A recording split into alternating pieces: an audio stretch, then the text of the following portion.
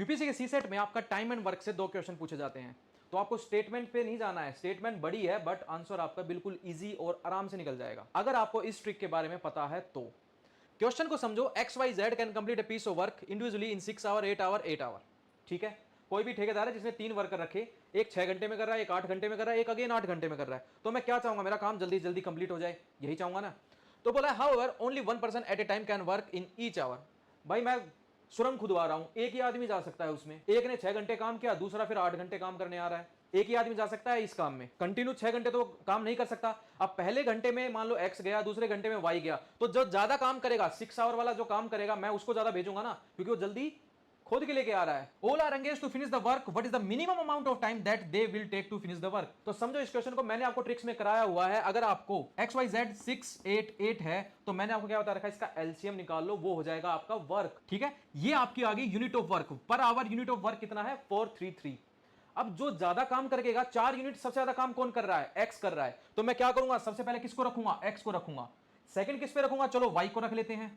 Then किसको रखूंगा, again मैं एक्स को रखूंगा। क्यों, क्योंकि बोला क्या गया है कि एक टाइम पे एक ही आदमी काम करेगा और 2 कॉन्जिक्यूटिव आवर में वो सेम आदमी नहीं होना चाहिए। तो मैं ज्यादातर किसको भेजूंगा, एक्स को भेजूंगा, क्योंकि उसकी एफिशिएंसी ज्यादा है।